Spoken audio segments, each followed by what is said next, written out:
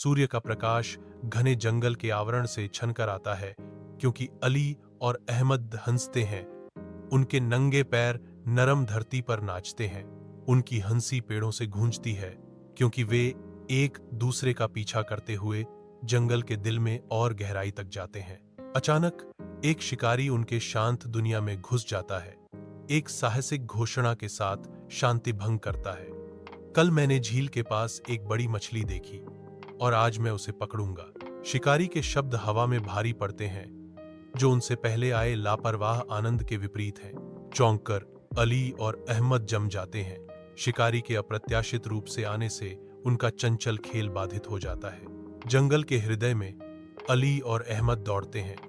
उनके चेहरे चिंता दर्शाते हैं क्योंकि वे फुड़कू की ओर भागते हैं। अली चिल्लाता है, फुड़कू, शिकारी चमकू तुम्हें पकड़ने आ रहा है, हमें कुछ करना होगा।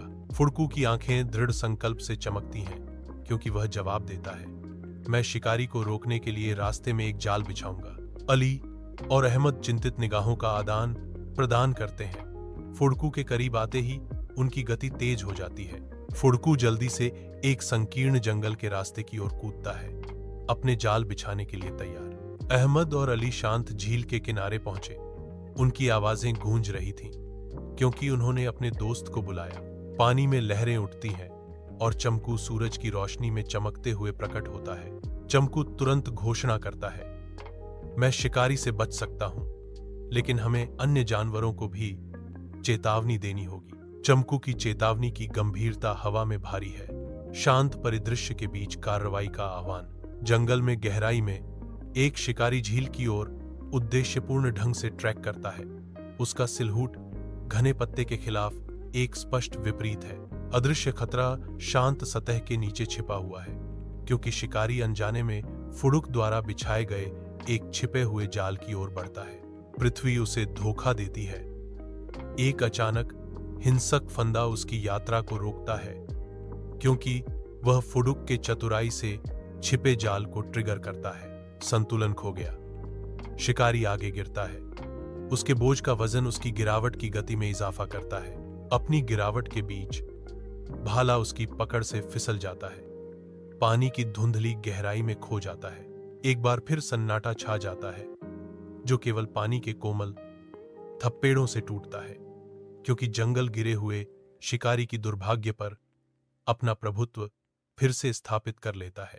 झील के शांत विस्तार के नीचे शिकारी उठता है। एक सूक्ष्म मुस्कान उसके होंठों पर आती है क्योंकि सूर्य का पहला प्रकाश दृश्य को छाया से रंग देता है। शिकारी का भाव नरम पड़ते ही एक गहरी अनुभूति होती है और वह नए सम्मान के साथ कहता है, शायद मैं गलत था।